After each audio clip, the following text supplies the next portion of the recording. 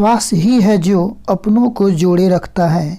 एक विश्वास ही है जो अपनों को जोड़े रखता है, वरना तोड़ने को तो हर कोई तैयार बैठा है, हर कोई तैयार बैठा है। स्वागत है आप सभी को हमारे YouTube चैनल बायोबॉम्ब्स में। दोस्तों, मैं पिछले वीडियो में आपके लिए बिहार बोर्ड का एक मॉडल सेट लेके आया था।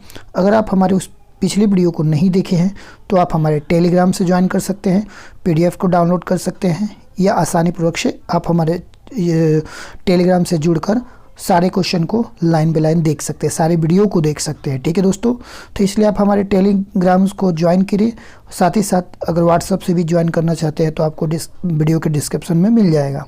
ठीक है दोस्तों, तो अगर आप हमारे चैनल्स पर नए हैं तो ज़रूर ही हमारे चैनल्स को विज़िट करें ताकि आपको आने वाले एग्ज़ाम में काफ़ी अच्छे नंबर्स पा सकें। ठीक है दोस्तों, तो मैं आपके लिए हर एक दिन प्रतिदिन आपके लिए अच्छे वीडियो लेके आता हूँ, तो ज़रूर एक आपके लिए लाभदायक होगा। ठीक है दोस्तों, क्योंकि आपका एक लाइक हमें दोगुना मोटिवेट करता है। ठीक है, और आपका एक सब्सक्राइब हमें और भी मोटिवेट करता है और भी उत्साहित करता है ताकि आपको हम ऐसे ही अच्छे वीडियो को लाएं। ठीक है दोस्तों, चलिए ज़्यादा देरी ना करते हुए आज हम लोग साइंस का मॉडल पेपर 2023 क्लास 10th का आंसर्स के साथ, क्योंकि बच्चे का टेलीग्राम पे मैसेज आता था कि सर इसका आंसर भी हमें चाहिए, आंसर नहीं मिल पाता है। ठीक है दोस्तों, तो उनको मैं बता दूं कि आप हमारे वीडियो को पूरा नहीं देख पाते, इसलिए आप आंसर कवर नहीं कर पाते, क्योंकि मैं तो सारा आंसर बताता ही हूँ, बट आप उस चीज़ को अगर पूरा नहीं देखोगे तो आपको नहीं समझ में आएगा। ठीक है दोस्तों, बट मैं आपकी ही अकॉर्डिंग काम करूँगा जो आपके लिए इसमें सारा आंसर के साथ प्रोवाइड किया है। ठीक है दोस्तों, चलिए हम लोग शुरू करते हैं। फर्स्ट क्वेश्चन कर रहा है कि लेंसों में मुख्य फोकस की संख्या कितनी होती है, यानी कि लेंस में पूछा जा रहा है फोकस की संख्या कितनी होती है। जो फोकस होता है हम लोगों का, जो F होता है, F की कर रहा है, पूछ रहा है, संख्या पूछ रहा है। ठीक है दोस्तों, तो 2 होती है, 1 होती है, 3 होती है, या इनमें से कोई नहीं होती है। ठीक है दोस्तों, तो बता दें कि हम इसमें जो हम लोग का लेंस जो होता है तो आपका एक इस आकार का भी होता है। ठीक है, ये आपका एक और ये भी एक होता है। ठीक है, तो ये 2 तरह के लेंस होते हैं जिसको हम लोग अवतल लेंस और उत्तल लेंस के नाम से जानते हैं। ठीक है दोस्तों, तो इसमें पूछा जा रहा है फोकस पूछा जा रहा है। ठीक है ना, फोकस की संख्या कितनी होती है, तो इसका बता दें कि राइट आंसर क्या हो जाएगा, option number A is the correct, यानी कि इसमें 2 फोकस होती है। ठीक है दोस्तों, चलिए आपको देख सकते हैं कि आपको इसमें आंसर दिया गया है, option number A is the correct answer. ठीक है दोस्तों, तो आप इसको आसानी पूर्वक से देख सकते हैं। चलिए अगला क्वेश्चन है कि समतल दर्पण द्वारा बनाया गया प्रतिबिंब कैसा होता है। समतल दर्पण पूछा जा रहा है। ठीक है, यानी कि ना ही उत्तल ना ही अवतल, ये इसमें क्या दिया जा रहा है, समतल। तो वास्तविक, आभासी और सीधा, वास्तविक और सीधा, और आभासी और उल्टा। तो जाहिर सी बात है कि जब समतल दर्पण है तो समतल में क्या बनेगा, आपका एक वास्तविक प्रतिबिंब बनेगा। क्या बनेगा, तो वास्तविक प्रतिबिंब बनेगा। Option number A is the correct answer. ठीक है दोस्तों, चलिए देख सकते हैं इसमें ये लिखा गया है। अगला क्वेश्चन है कि आँख व्यवहार करता है, यानी कि आँख जो हम लोग का होता है वह किस रूप से व्यवहार करता है। अवतल दर्पण की तरह, उत्तल दर्पण, उत्तल लेंस की तरह, समतल दर्पण की तरह, इनमें से कोई नहीं। तो बता दें कि हम लोग का जो आँख होता है, जो आइज़ होता है, वो आइज़ क्या करता है, तो हम लोग का एक लेंस की भांति कार्य करता है। क्या करता है, लेंस की भांति कार्य करता है। तो डेट इज़ राइट, इसका आंसर हो जाएगा option number B is the correct. ठीक है दोस्तों, चलिए अगला बढ़ते हैं क्वेश्चन कि स्पेक्ट्रम प्राप्त करने के लिए उसका उपयोग होता है। स्पेक्ट्रम जो प्राप्त किया जाता है वो किसका प्रयोग किया जाता है हम लोग, कांच की सिल्ली, ठीक है, अवतल दर्पण, उत्तल लेंस, या प्रिज्म। तो बता दें कि जो हम लोगों का स्पेक्ट्रम होता है, स्पेक्ट्रम किस चीज़ के लिए होता है, तो एक प्रिज्म की होती है। ठीक है दोस्तों, प्रिज्म के लिए होता है। हमने आपसे पिछले वीडियो में पूछा था कि प्रिज्म में पृष्ठों की संख्या कितनी होती है, बट हमें अभी तक इसका कोई भी कमेंट्स नहीं मिला है। तो आई होप कि हमारे इस क्वेश्चन का जवाब हमारे इस वीडियो में ज़रूर आप कमेंट्स में दें कि इस प्रिज्म के कितने पृष्ठ होते हैं। ठीक है, आपके सामने है 3, 5, 6, 8 ऑप्शन जो दिया गया है, आप इसमें से लगा सकते हैं। ठीक है दोस्तों, चलिए तो इसका राइट आंसर क्या हो जाएगा, आपका जो हमारा आंसर होगा वो क्या होगा, वो प्रिज्म होगा। इसका राइट आंसर क्या हो जाएगा, option number D is the correct, prism हो जाएगा। ठीक है दोस्तों, चलिए अगला क्वेश्चन कहता है कि रेटिना पर किसी वस्तु का उल्टा तथा वास्तविक प्रतिबिंब किसके द्वारा बनता है, परितारिका द्वारा, पक्षमाभि पेशी द्वारा, या आमनेत्र द्वारा, या इनमें से कोई नहीं। ठीक है, तो बता दें कि यानी कि पूछा जा रहा है रेटिना पर वास्तविक जो उल्टा प्रतिबिंब बनता है हमारा रेटिना पे बनता है। ठीक है, तो वो किसके द्वारा बनता है, तो हमारा ये ऑप्शन नंबर सी आमनेत्र के द्वारा, आमनेत्र लेंस के द्वारा बनता है। ठीक है दोस्तों, चलिए अगला क्वेश्चन है कि एक विद्युत बल्ब पर रेटिंग है 220 वोल्ट 100 वाट, तो इसके फिलामेंट का प्रतिरोध क्या होगा। तो देखिए आपसे इस टाइप का भी क्वेश्चन पूछ सकता है, यानी कि एक कोई भी न्यूमेरिकल्स दे सकता है तो इसको आसानी से पहले हम बता दें कि इसका कैसे बनेगा। तो इसमें यानी कि V का वैल्यू मेरा कितना दिया हुआ है, तो V का देख रहा है कि V is equal to 220 volt दिया हुआ है। ठीक है, और मेरा P यानी पावर का वैल्यू कितना दिया है, 100 वाट दिया है। देखिएगा एक बल्ब पर 100 वाट का लिखा होता है, तो उसमें पूछा जा रहा है कि फिलामेंट का प्रतिरोध यानी कि R is equal to watt. ठीक है, तो according to formula P is equal to हम जानते हैं कि V इंटू आई होता है, यानी I इंटू V होता है। तो P का वैल्यू 100, ठीक है, अब बटा 220 गुणे I। ठीक है, तो जब हम I निकालेंगे तो कितना हो जाएगा, 100 बटा 220 बोल, 1 0 से 1 0, आपका बच जाएगा कितना, 5 बटा 11 एम्पियर बच जाएगा ना, क्योंकि 2 5 10 और 2 11 22 ये आपका हो गया। अब मेरा पूछा जा रहा है क्या चीज़, तो R का मान पूछा जा रहा है, तो हम अकॉर्डिंग टू ओम्स लॉ लगाएंगे V is equal to I R. तो जब आई आर निकालेंगे तो V का मान कितना है, 220 वोल्ट। उसके बाद से आपका I का वैल्यू कितना आया है, 5 बटा 11, 5 बटा 11 हम लिखेंगे, 5 बटा 11 गुणे R का मान तो रह भी करेगा वैसे ही। ठीक है, देखिए ये 5 बटा 11 आया ना, तो हम इसको आपसे फ्रेश बना रहे हैं। I का वैल्यू कितना आया था मेरा, 5 बटा 11 एम्पियर आया था। तो हम Ohm's law is equal to V is equal to I R हम लोग जानते हैं। तो V का value 220 volt is equal to 5 बटा 11 गुणे R। 5 से इसको कटा दीजिए, कितना बार में चला जाएगा, 5 चौके 20, 5 चौके 20। ठीक, अब हमारा R इज इक्वल टू कितना हो जाएगा, 44 मल्टीपल 11 इज इक्वल टू आपका आंसर हो जाएगा कितना, तो 484 हो जाएगा। ठीक है, ओम लग जाएगा ऑप्शन में आंसर, तो इसका आंसर कितना हो जाएगा, option number C is the correct answer. चलिए आई होप कि इस क्वेश्चन को आप अच्छे से समझ गए होंगे। अगला क्वेश्चन कहता है कि विभवांतर मापने वाले यंत्र को हम कहते हैं यानी कहा जाता है, क्या कहता है, एमीटर्स, वोल्ट मीटर्स, गैल्वेनोमीटर्स, या इनमें से कोई नहीं।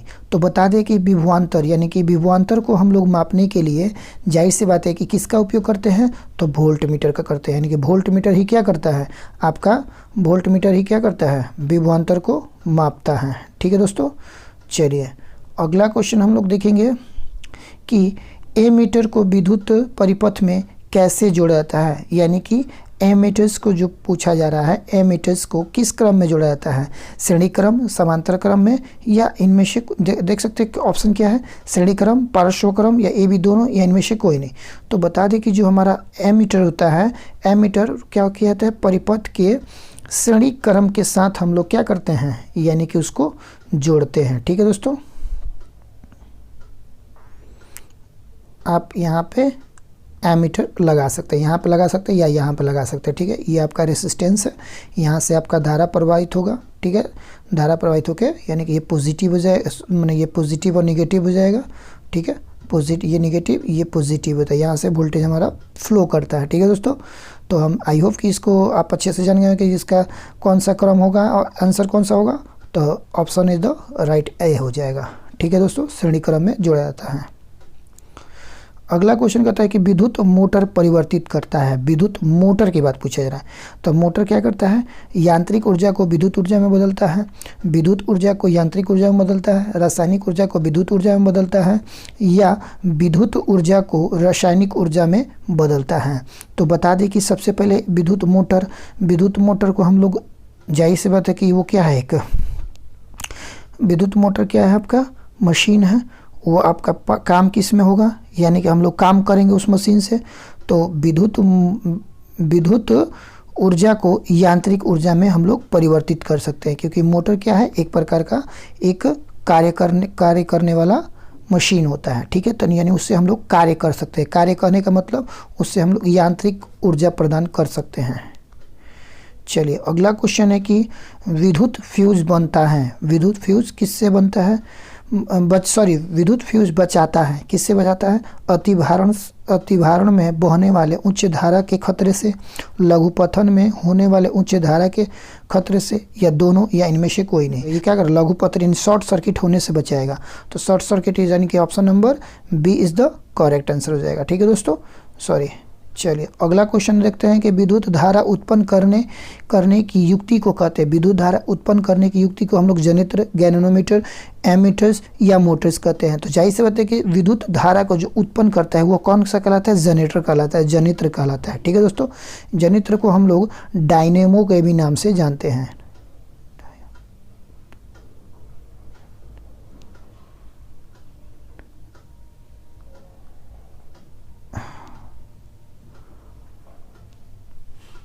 डायनेमो के नाम से भी हम लोग जानते हैं, ठीक है। चलिए अगला क्वेश्चन कह रहा है कि ऊर्जा के सभी रूपों में उन्नत स्रोत किसे माना जाता है, यानी कि सबसे अच्छा स्रोत किसे माना जाता है ऊर्जा के लिए, यानी कि ऊर्जा स्रोत के लिए सबसे अच्छा उन्नत स्रोत क्या माना जाता है, कोयला, जल, सूर्य, परमाणु।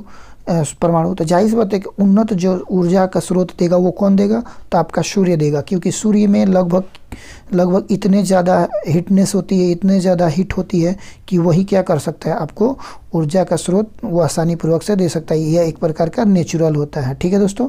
ये हीट्स जो होता है काफ़ी हीट्स होते हैं, ये हमारे सन होते हैं, ठीक है।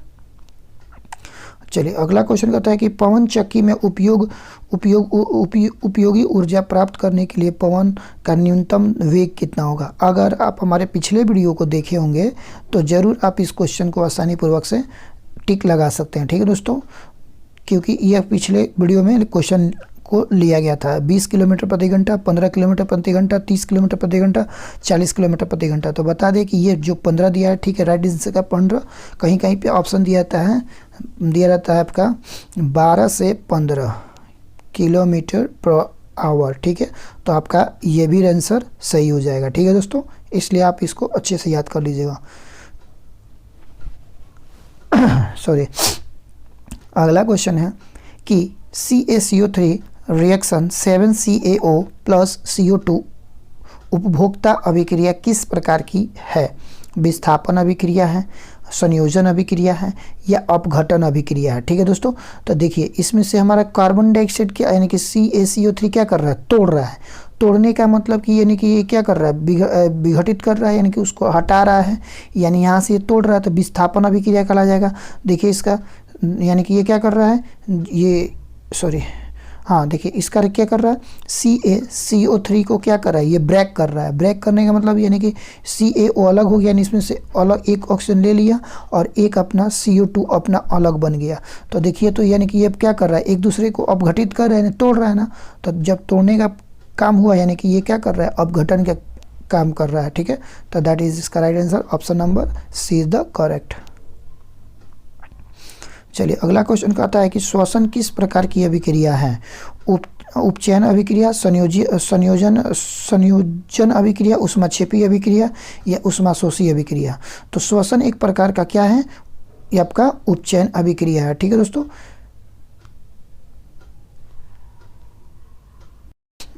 आप इसको अच्छे से देख लीजिएगा कि श्वसन एक प्रकार क्या है, आपका उपचयन अभिक्रिया है। वैसे ही पूछता है कि भोजन पचना माने मोमबत्ती का जलना कौन सी अभिक्रिया होती है, भोजन का पचना कौन सी अभिक्रिया होती है। तो इन सभी चीज़ों को आप अच्छी प्रकार से जरूर देख लीजिएगा, ठीक है दोस्तों। चलिए अगला क्वेश्चन है कि लेड नाइट्राइड चूर्ण को एक परख नली में लेकर गर्म करने पर भूरे रंग का धुआं उत्सर्जित होता है। वह धुआं होता है यानी कि यह धुआं जो होता है वो किस चीज़ का होता है, ऑक्सीजन गैस का होता है, नाइट्रोजन डाइऑक्साइड का होता है, नाइट्रोजन गैस का होता है, या लेड एसिड का होता है। तो बता दें कि जो भूरे रंग का जो धुआं निकलता है यानी कि आपका एक परख नली में जो लिया जाता है, वो परख नली में हम लोग क्या डालते हैं, तो लेड नाइट्राइड के चूर्ण डालते हैं, ठीक है। लेड यानी कि NO3 को हम लोग जब डालते हैं, ये पूछ सकता है इसका फॉर्मूला, तो याद रखिएगा PbNO3 होता है इसका, लेड नाइट्राइड का। ठीक है, तो PB नाइट्राइड का जब इसमें हम लोग चूर्ण डालते हैं तो परखनलिस के जो धुआं निकलता है, जो भूरे रंग का होता है, वह भूरे रंग का इसमें से किसका निकलता है, तो नाइट्रोजन डाइऑक्साइड का निकलता है। तो डैट इज इसका आंसर हो जाएगा option number B is the correct. निम्नलिखित में कौन लवण है, यानी HCl है, NaOH है, या K2SO4H या NH4। चलिए अगला क्वेश्चन है कि निम्नलिखित में कौन लवण है, HCl, NaOH, K2SO4 या NH4OH। ठीक है, तो इसमें जो लवण पूछा जा रहा है तो वो लवण क्या होता है, पोटेशियम सल्फेट होता है। ठीक है, पोटेशियम सल्फेट इसको कहा जाता है, K2SO4 को इसको कहा जाता है सोडियम क्लोराइड कहा जाता है, इसको हाइड्रोजन ऑक्साइड कहा जाता है, इसको कहा जाता है अमोनियम ऑक्साइड कहा जाता है। ठीक है, तो इन सारे का फॉर्मूला आपको याद होना ज़रूरी है कि फॉर्मूला इसका क्या नाम है। ठीक है, तो हम बता दें इसका, यानी कि K2SO4 का क्या नाम है, पोटेशियम सल्फेट नाम है। ठीक है, पोटेशियम सल्फेट के नाम से जानते हैं, यह एक प्रकार का लवण होता है। ठीक है, हाँ, अगर यहाँ पर अगर NaCl दिया रहता, NaCl, तो वो भी हमारा क्या हो जाता है, लवण हो जाता है, यानी कि सॉल्ट हो जाता है। ठीक है दोस्तों, चलिए अगला क्वेश्चन है कि कठोर जल को मृदु बनाने के लिए सोडियम के किस यौगिक का योग किया जाता है, सोडियम क्लोराइड का, सोडियम कार्बोनेट का, सोडियम हाइड्रोक्साइड का, या सोडियम हाइड्रोजन कार्बाइड का। तो किस चीज़ का पूछा है, कठोर जल को मृदु करने के लिए हम लोग हमेशा क्या करते हैं, तो सोडियम कार्बोनेट का हम लोग प्रयोग करते हैं। ठीक है, तो सोडियम कार्बोनेट का फॉर्मूला क्या होता है, NaCO3 होता है। तो option number B is the correct. चलिए अगला क्वेश्चन है कि लोहे का परमाणु संख्या कितना होता है। तो लोहे का परमाणु संख्या देखिए 23 दिया है, 26 दिया है, 25 दिया है, 24 दिया है। तो इसका राइट आंसर क्या हो जाएगा, option number B is the correct, यानी कि इसका हमारा ऑप्शन हो जाएगा बी, यानी कि 26 इसका परमाणु संख्या होता है। अब इसका हो सकता है कहीं पूछ सकता है कि बताइए कि लोहे के परमाणु संख्या 26 होता है, तो इसके बाह्यतम कक्षा में इलेक्ट्रॉनों की संख्या कितनी होती है। ठीक है दोस्तों, या आप इसको हमारे कमेंट्स बॉक्स में ज़रूर इसको इलेक्ट्रॉनिक कॉन्फ्रेंस करके आप ज़रूर कमेंट्स करें। ठीक है दोस्तों, चलिए अगला क्वेश्चन है कि जास्ता और तनु हाइड्रोक्लोरिक अम्ल की अभिक्रिया के फलस्वरूप निम्नलिखित में कौन सा गैस बनता है। क्या क्या कह रहा है, जास्ता और हाइड्रोक्लोरिक अम्ल, यानी कि Zn और H हाइड्रोक्लोरिक अम्ल HCl को जब हम लोग क्या करते हैं, अभिक्रिया करते हैं, तो इसमें कौन सा गैस बनता है। ठीक है, तो देखिए तो CO2 H2 N2 SO2। तो इसमें जब हमारा निकलता है तो जाहिर सी बात है कि क्या क्या था, तो पहले देखेंगे Zn था और HCl था। तो इसके साथ ये जब नहीं मिलेगा तो ZnCl बन जाएगा, ZnCl बन जाएगा। अब प्लस में क्या निकल जाए, आपका हाइड्रोजन गैस निकल जाएगा, यानी हाइड्रोजन गैस हमारा मुक्त हो जाएगा। तो डैट इज इसका राइट आंसर क्या हो जाएगा, option number C is the correct. चलिए अगला क्वेश्चन है कि निम्नलिखित में कौन अधिक अभिक्रियाशील है। ये भी पिछले वीडियो में मेरा क्वेश्चन लिया गया है, कॉपर मैंने CuAgHgUg। तो बता दें कि सबसे ज़्यादा क्या कौन सा होता है, तो copper is the correct answer. ठीक है, तो आप बता दीजिएगा हमें कमेंट्स करके कि कॉपर का परमाणु संख्या कितना होता है, परमाणु संख्या कितना होता है।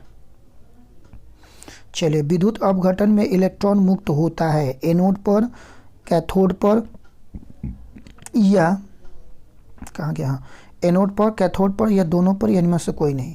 तो बता दें विद्युत जो अपघटन का इलेक्ट्रॉन जो होता है वह इलेक्ट्रॉन किस पे होता है, तो आपका वो एनोड पे होता है। यानी कि हम लोग का जो ये बैटरी का जो प्लेट होता है, ये प्लेट जो लगे होते हैं इसके ऊपर दो हुंडी लगे होते हैं, एक होता है पॉजिटिव, एक होता है निगेटिव, एक होता है निगेटिव। तो निगेटिव वाले को हम लोग एनोड्स के नाम से जानते हैं और प्लस वाले को हम लोग कैथोड के नाम से जानते हैं। तो जहाँ पे इलेक्ट्रॉन मुक्त होगा वो कौन सा कहलाएगा, आपका एनोड कहलाएगा।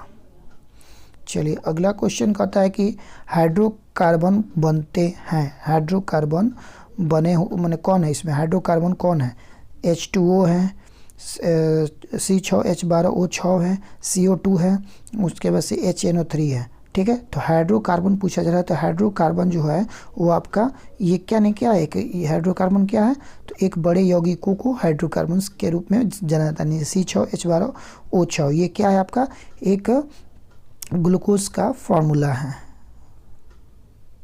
ठीक है, ग्लूकोज का फॉर्मूला है। चलिए अगला क्वेश्चन है कि बॉन्ड CHO अभिक्रियाशील मूलक को क्या कहते हैं। बहुत ही अच्छा क्वेश्चन है। पिछले हमने वीडियो में लिया था कि बॉन्ड CHO को कौन सी अभिक्रिया मतलब कौन सी क्रियाशील कहते हैं। ठीक है, कौन सा क्रियाशील मूलक है, तो बताते हैं कि ये एल्डिहाइड होता है। यानी कि एल्डिहाइड का क्या होता है, बॉन्ड CHO होता है। कीटोन का क्या होता है, C डबल बॉन्ड O होता है।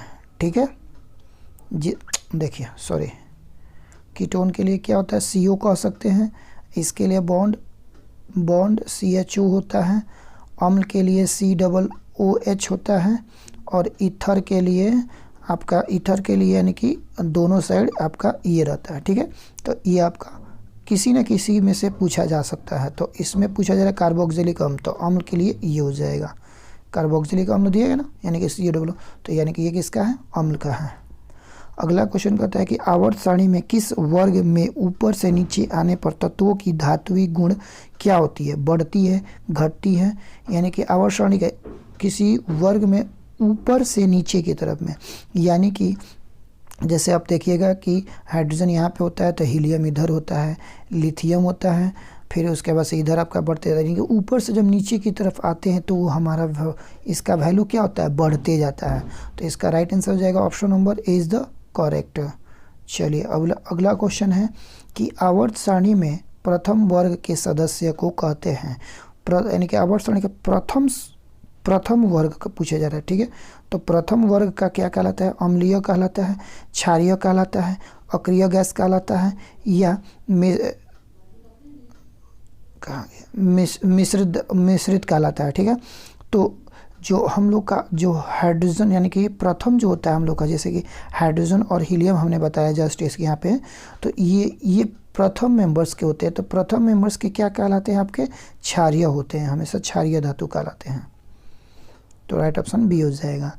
अगला क्वेश्चन है कि कृत्रिम वृक्क किन अपशिष्ट पदार्थों को रुधिर से अपवहन द्वारा पृथक करता है, नाइट्रोजन को, कार्बन को, ऑक्सीजन को, या इनमें से कोई नहीं। तो बता दें आर्टिफिशियल जो किडनी होता है, आर्टिफिशियल जो किडनी की बात कहा जा रहा है, तो आर्टिफिशियल किसको फिल्ट्रेट करेगा, तो आपका नाइट्रोजन का करेगा।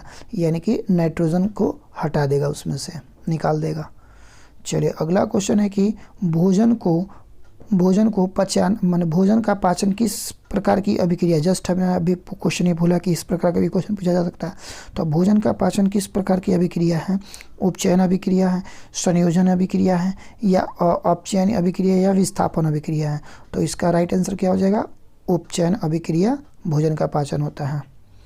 चलिए अगला क्वेश्चन है कि प्राकृतिक में ऑक्सीजन का संतुलन कैसे बना रहता है, संयोजन क्रिया से, प्रकाश संश्लेषण से, अपघटन से, या इनमें से कोई नहीं। तो जाहिर सी बात है कि जब प्राकृतिक ऑक्सीजन का बोला जा रहा है तो ऑक्सीजन के लिए हमेशा क्या होना चाहिए, प्रकाश का संश्लेषण नियत रूप से होते रहना चाहिए।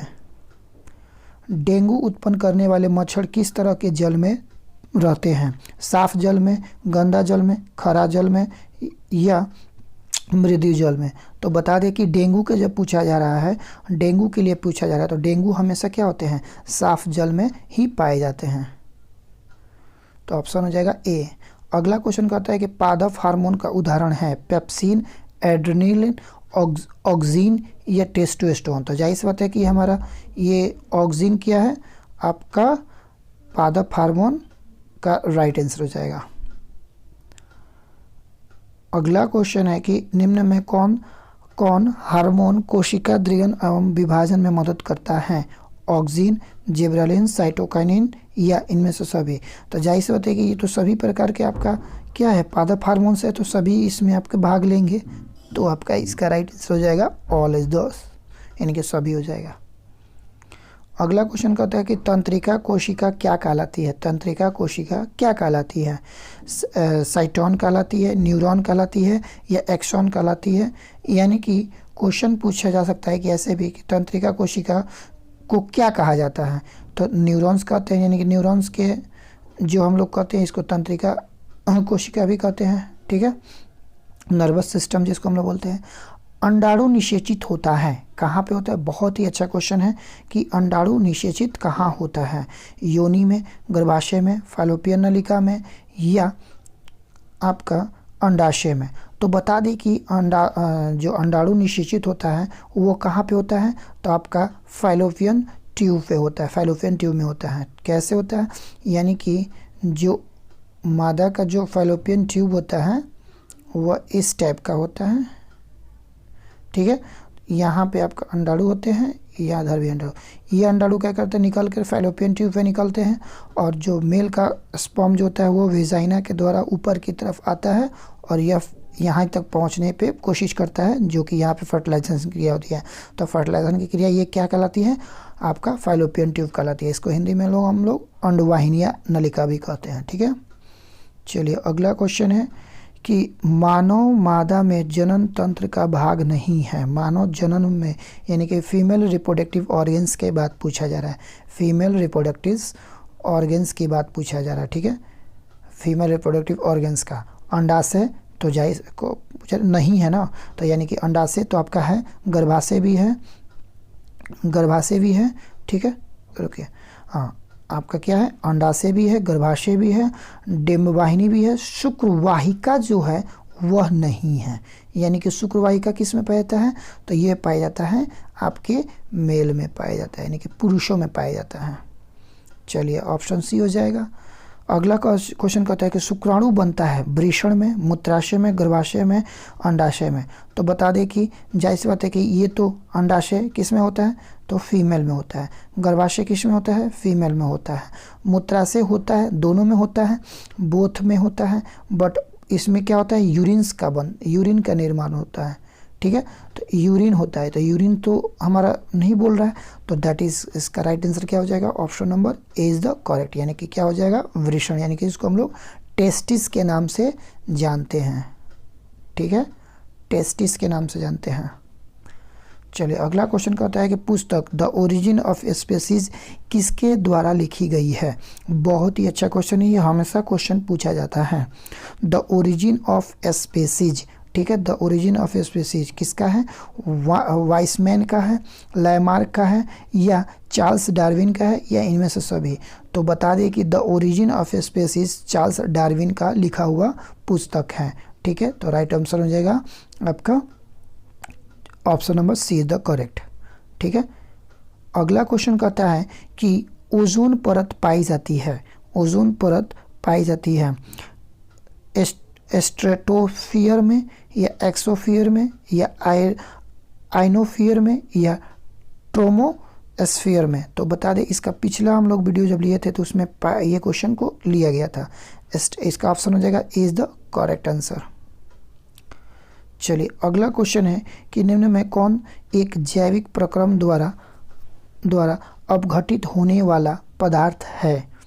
जैविक पूछा जा रहा है, ठीक है, यानी कि हम लोग बायोकेमिकल्स जो है ठीक है, तो उसका होता है। कह रहा कि सूखे घास पत्ते, पॉलीथीन बैग, रबर, प्लास्टिक के बोतलें। तो जाहिर सी बात है कि आपका ये कंपोनेंट्स जो होता है ये क्या होता है? आसानी पूर्वक से डिकम्पोज हो जाता है सूखे घास के पत्ते। तो ऑप्शन इज द करेक्ट। अगला क्वेश्चन है कि निम्नलिखित में से कौन एक भूमिगत जल का उदाहरण है? भूमिगत जल का उदाहरण है नदी, कुआं, तालाब, समुद्र। तो जाहिर सी बात है कि क्या कर रहा है कि भूमिगत जल का, तो भूमिगत जल किस में होता है? आपका देखा जाए तो समुद्र तो नहीं होगा, तालाब भी नहीं होगा, कुआं भी नहीं होगा, नदी इज द करेक्ट आंसर हो जाएगा। ऑप्शन नंबर कुआं, भूमिगत जल।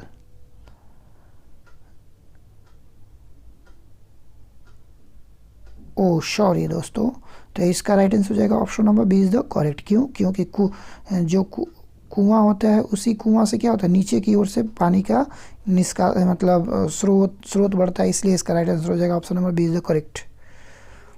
अगला क्वेश्चन है कि रासायनिक अभिक्रिया के दौरान किसी पदार्थ में ऑक्सीजन का ह्रास कहलाता है, यानी कि ऑक्सीजन का ह्रास यानी कि उसमें से ऑक्सीजन को निकलना क्या कहलाता है? उपचयन अभिक्रिया, अपचयन अभिक्रिया या संचरण अभिक्रिया या इनमें से कोई नहीं। तो देखिए, जब ऑक्सीजन किसी चीज़ में से निकलेगा तो वो क्या कहलाएगा? अपचयन अभिक्रिया कहलाएगा। ठीक है, चलिए अगला क्वेश्चन है कि कौन सी गैस वैश्विक ऊष्मण के लिए उत्तरदायी होता है? कार्बन डाइऑक्साइड होता है, ऑक्सीजन होता है, नाइट्रोजन होता है, उसके बाद इनमें से कोई नहीं होता है। तो कौन सी वैश्विक ऊष्मण के लिए? तो ऊष्मण के लिए कौन सा होता है? कार्बन डाइऑक्साइड होता है। तो option A is the correct answer. पीत रस कहाँ से स्रावित होता है? अग्न्याशय से, यकृत से, छोटी आंत से। तो बहुत ही अच्छा क्वेश्चन और बहुत बार पूछा जाता है ये क्वेश्चन। तो option B is the correct answer. यकृत से, हमारा लीवर से क्या होता है? पीत रस स्रावित होता है। हाँ, अगला क्वेश्चन है कि पीत रस कहाँ से स्रावित होता है? अग्न्याशय से, यकृत से, छोटी आंत से या इनमें से कोई नहीं। तो बता दें कि ये क्वेश्चन बहुत बार पूछा जाता है, इसलिए आप इसको अच्छी प्रकार से देखें। तो इसका राइट आंसर हो जाएगा अग्न्याशय यानी कि पैनक्रियाज हो जाएगा। अगला क्वेश्चन है कि कौन सा अभिलक्षण वंशागति नहीं है, यानी वंशागत नहीं है? ठीक है, आँख का रंग, चमड़ी का रंग, शरीर का आकार, बाल की प्रकृति है। ठीक है, जाहिर सी बात है कि आँख का रंग यानी कि ये क्या है? आपका एक लक्षण है। ठीक है, चमड़ी का रंग भी गोरा काला ही तो हो ही सकता है, शरीर का आकार भी हो सकता है, बट बाल का रंग क्या है? सबका तो एक ही जैसा होता है। तो बाल की प्रकृति यानी कि ये क्या है आपका? उसका अभिलक्षण वंशागत नहीं है। अगला क्वेश्चन कहता है कि आधुनिक आवर्त सारणी में समूहों की संख्या है 7 है, 8 है, 9 है या 18 है? तो देखिए, आवर्त सारणी में समूहों की संख्या यानी ग्रुप्स की संख्या पूछा जा रहा है। तो ग्रुप्स बता दें कि कितनी होती है? तो 18 होता है। इसका आवर्त कितने होते हैं? 7 होते हैं। ठीक है, प्रेडिक्ट जो होते हैं हम लोग का 7 होता है और वर्ग 9 होता है। ठीक है दोस्तों, चलिए अगला क्वेश्चन है कि ग्लूकोज के एक अणु में ऑक्सीजन के कितने परमाणु होते हैं? तो देखिए, ग्लूकोज पूछा जा रहा है ना, तो C6, H12, O6। तो किसका पूछा जा रहा है? ऑक्सीजन का। तो ऑक्सीजन में देखिए तो कितना आपका दिया गया है?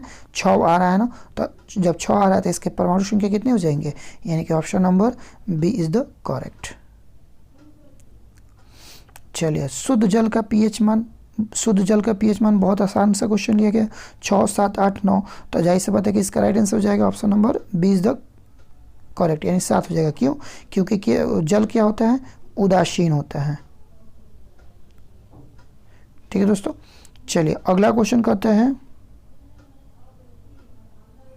किस वर्ण का तरंगदैर्घ्य सबसे बड़ा होता है? किस वर्ण का तरंगदैर्घ्य सबसे बड़ा होता है या अधिक होता है? लाल, नीला, पीला, बैगनी। तो बता दें जैसे कि आपको इसमें सबसे अच्छे एग्जाम्पल बता दें कि इसमें आपको इस पीडीएफ के तौर पे जो क्वेश्चन दिख रहा है, तो सबसे ज़्यादा आपको हाईलाइट माने सबसे ज़्यादा तेज कलर में दिखने वाला कौन दिख रहा है?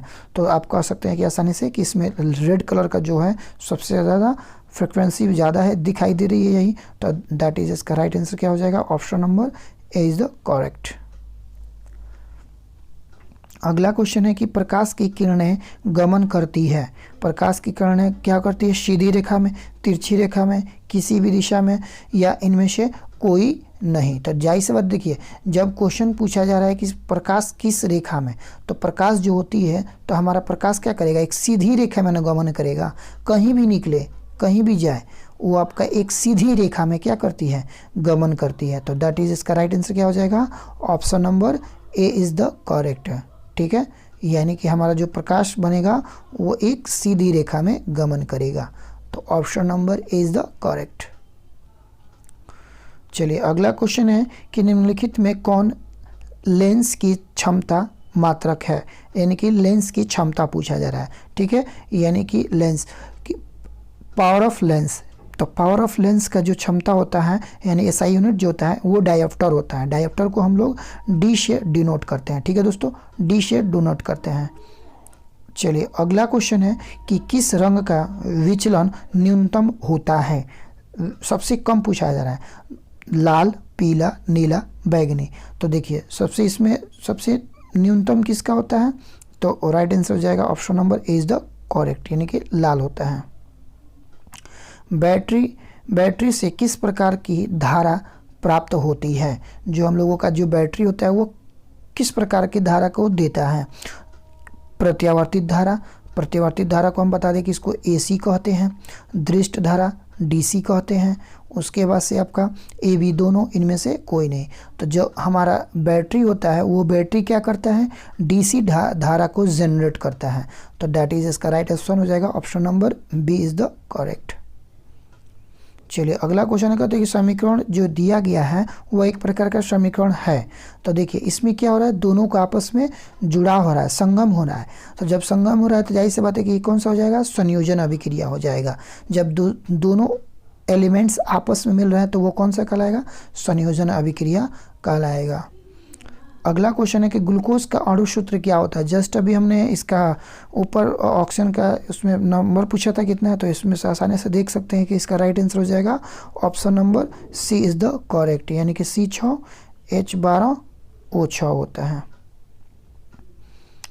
अगला क्वेश्चन पूछा जा रहा है कि सोडियम की परमाणु संख्या कितनी होती है, 11, 14, 17, 20। तो सोडियम जो होता है, सोडियम की परमाणु संख्या 11 होती है। आप हमें कमेंट्स कीजिए कि सोडियम का संकेत क्या होता है। ठीक है, संकेत क्या होता है, कमेंट्स करके जरूर हमें बताएं। अगला क्वेश्चन कहता है कि अमीबा में अधिकांश पोषण कैसे होता है। शाकाहारी होते हैं, अंतग्रहण होते हैं, सर्वाहारी होते हैं, स्वपोषी होते हैं। तो अमीबा में अधिकांश पोषण कैसे होता है, तो वह अंतग्रहण द्वारा करता है। कौन से द्वारा करता है, अंतग्रहण द्वारा करता है। ठीक है, option number B is the correct. अगला क्वेश्चन है कि आवर्त सारणी में प्रथम वर्ग के सदस्य होते हैं। ये क्वेश्चन अभी जस्ट पूछा गया है। अम्लीय धातु होते हैं, अम्लीय धातु होते हैं, अक्रिय धातु होते हैं, क्षार धातु होते हैं, या इनमें से कोई नहीं होते हैं। तो जस्ट हमने ये अभी जस्ट क्वेश्चन मिला है आपको, तो इसका राइट आंसर हो जाएगा क्षार धातु होते हैं। निम्नलिखित में कौन प्राकृतिक संसाधन नहीं है। ठीक है, प्राकृतिक संसाधन के बारे में पूछा जा रहा है, वायु, जल, मिट्टी, जीवधारी। ठीक है, तो आपका वायु क्या है, प्राकृतिक है, जल भी प्राकृतिक है, मिट्टी भी प्राकृतिक है, बट आपका जीवधारी क्या है, प्राकृतिक नहीं है। तो इसका राइट आंसर हो जाएगा option number D is the correct. अगला क्वेश्चन कहता है कि प्रकाश के परिवर्तन के कितने नियम होते हैं, 1, 2, 3, 4। तो जस्ट ये भी पिछले वीडियो में मेरा क्वेश्चन लिया गया था। इसका राइट आंसर हो जाएगा option number B is the correct. तरंग दैर्घ्य को सामान्यतः व्यक्त किया जाता है। तरंग दैर्घ्य को किस में व्यक्त किया जाता है, कैंडिला के रूप में, जूल के रूप में, एम्पियर के रूप में, एंगस्ट्रॉम के रूप में। तो जो हमारा तरंग दैर्घ्य होता है, तरंग दैर्घ्य को हमेशा हम लोग एंगस्ट्रॉम के रूप में व्यक्त करते हैं। तो एंगस्ट्रॉम को क्या करते हैं, ए लिख के उसके ऊपर छोटा सा एक 0 होता है। ठीक है, इसको हम लोग एंगस्ट्रॉन बोलते हैं। तो इसका राइट आंसर क्या हो जाएगा, option number D is the correct. कह रहा है कि सभी जीव जंतुओं के लिए ऊर्जा का अंतिम स्रोत क्या होता है। सभी जीव जंतुओं के लिए ग्रह, चंद्रमा, सूर्य, कोयला। तो जो ऊर्जा का जो स्रोत होगा, जाहिर सी बात है कि कौन सा होगा, तो सूर्य ही होगा। सूर्य से ही क्या करेगा, हमारा ऊर्जा का स्रोत अच्छे प्रकार से मिलेंगे, क्योंकि आपका कोयला कभी ना कभी तो ख़त्म हो ही जाएगा। ठीक है, ख़त्म हो ही जाएगा। चंद्रमा से हमको ऊर्जा नहीं मिलेगी। ठीक है, ऊर्जा नहीं मिलेगी, ग्रह से आपका मिलेगा नहीं, ऊर्जा से सूर्य के प्रकाश से तो मिलेगा ही। ठीक है, चलिए अगला क्वेश्चन कहता है कि तेलचट्टा में कितने जोड़े श्वसन रंध्र पाए जाते हैं। तेलचट्टा कॉकरोच में पूछा जा रहा है कितने जोड़े श्वसन रंध्र पाए जाते हैं, 2, 8, 10, 6। तो देखिए श्वसन का जो रंध्र उनके होते हैं वो कितने होते हैं, तो 10 जोड़े, मतलब 10 होते हैं। अगला क्वेश्चन है कि प्रकाश संश्लेषण की प्रक्रिया होती है। प्रकाश संश्लेषण की प्रक्रिया किस में होती है, कवक में होती है, जंतुओं में होती है, हरे पेड़ पौधों में होती है, या परजीवी में होती है। तो बता दें कि जो प्रकाश संश्लेषण करते हैं वो कौन करते हैं? हरे पेड़ पौधे करते हैं। क्यों करते हैं? क्योंकि इनमें क्या पाया जाता है? क्लोरोफिल पाया जाता है, क्लोरोफिल वर्णक पाया जाता है। ठीक है दोस्तों, क्लोरोफिल वर्णक पाया जाता है, इसी के कारण से वो प्रकाश का संश्लेषण कर सकते हैं। तो आप हमें कमेंट्स में बताएं कि क्लोरोफिल वर्णक का रंग कैसा होता है, रंग कैसा होता है। चलिए अगला क्वेश्चन कहता है कि फ्लोएम ऊतक द्वारा कार्बोहाइड्रेट का परिवहन होता है ग्लूकोज के रूप में, फ्रुक्टोज के रूप में, या लैक्टोज के रूप में, या सुक्रोज के रूप में।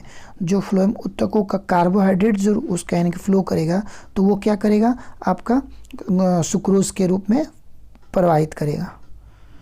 चलिए अगला क्वेश्चन है कि निम्नलिखित में कौन कौन लेंस का आवर्धन m इज इक्वल टू, यानी कि आवर्धन लेंस का फॉर्मूला पूछा जा रहा है कि m इज इक्वल टू क्या होता है।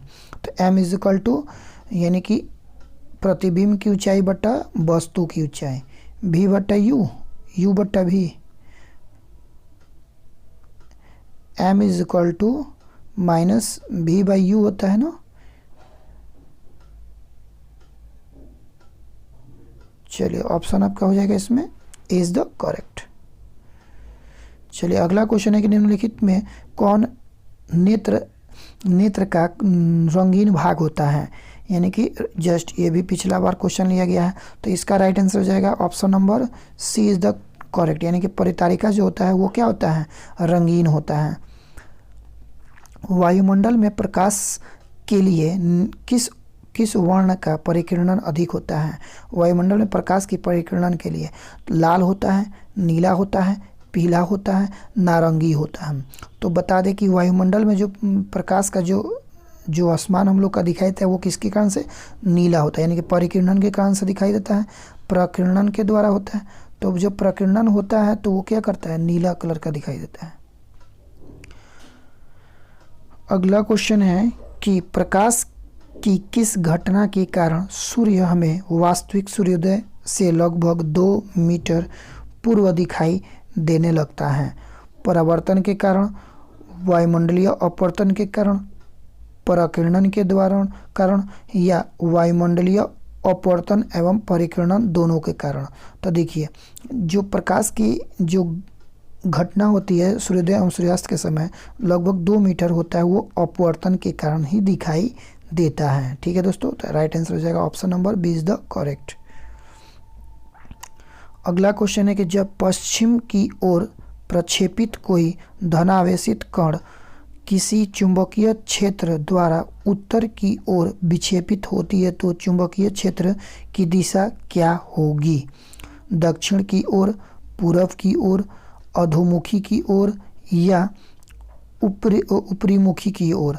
तो देखिए क्या चीज़ का पूछा जा रहा है, यानी कि चुंबकीय जब पश्चिम की ओर प्रक्षेपित किया था, यानी पश्चिम यानी कि उसका वेस्ट साइड में हम लोग करते हैं, नॉर्थ एंड वेस्ट, ये साउथ हो जाएगा। ठीक है,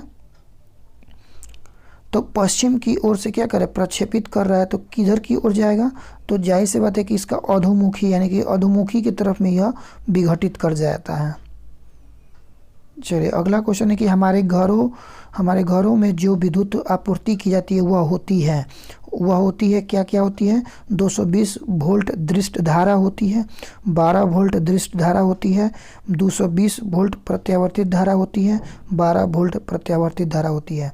तो बता दें कि इसका ऑप्शन हो जाएगा सी इज द करेक्ट, क्योंकि इसमें क्या होता है? 220 वोल्ट एंड 50 हर्ट्ज होता है। ठीक है, 50 हर्ट्ज फ्रीक्वेंसी के साथ हम लोग एसी धारा को मतलब हम लोग लेते हैं, ना कि हम लोग डीसी लेते हैं। चलिए अगला क्वेश्चन है कि गर्म जल प्राप्ति करने के लिए हम सौर जल तापक का उपयोग किस दिन नहीं कर सकते हैं? धूप वाले दिन, बादलों वाले दिन, गर्म वाले दिन, और इनमें से कोई नहीं।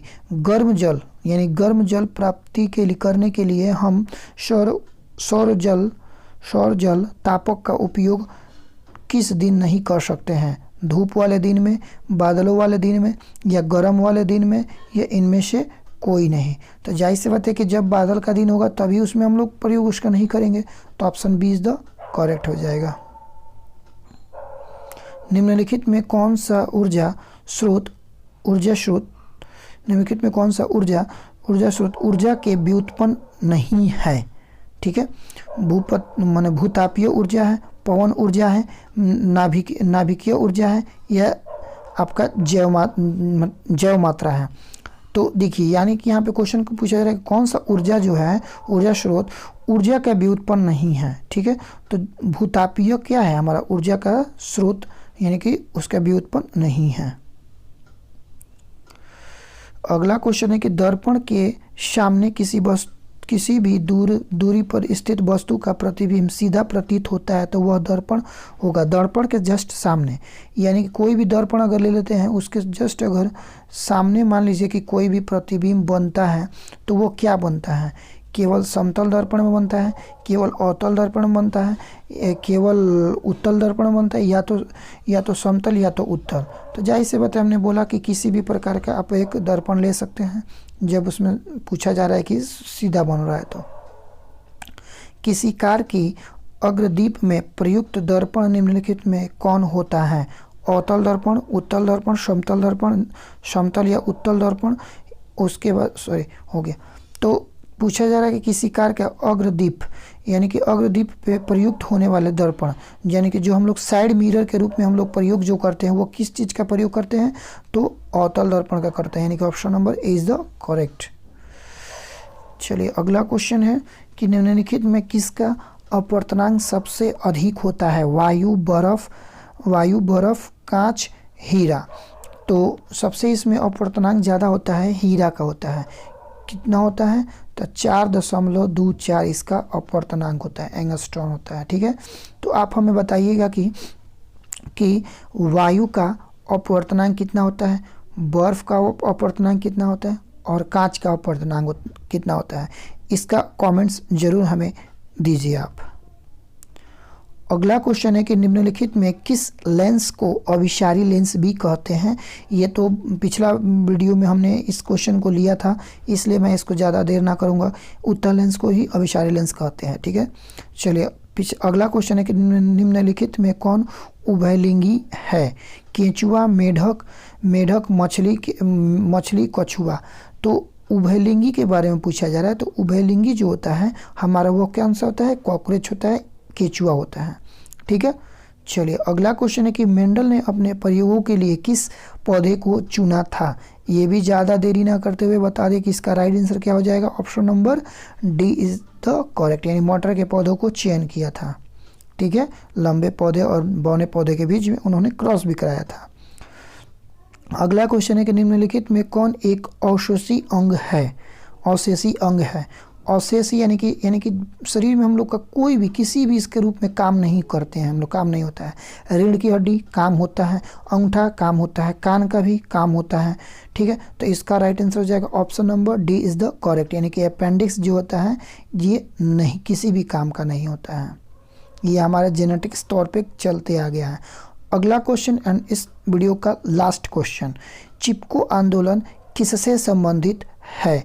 वन संरक्षण से, मृदा संरक्षण से, जल संरक्षण से। तो आप हमें इसे ज़रूर कमेंट्स करके बताएं कि इसका राइट आंसर क्या होगा। ठीक है दोस्तों, तो मिलते हैं हम लोग अगले वीडियो में। तब तक के लिए हमें इजाज़त दें, और अगर आप हमारे चैनल पे नए हैं तो ज़रूर हमारे चैनल्स को विजिट करें, सब्सक्राइब करें, ताकि ऐसे ही आपको वीडियो मिलते रहें। अगर आपको PDF की आवश्यकता हो तो आप हमारे टेलीग्राम से ज्वाइन कर सकते हैं, आपको PDF प्रोवाइड हो जाएगा। ठीक है दोस्तों, तो मिलते हैं हम लोग अगले वीडियो में। तब तक के लिए जय हिंद।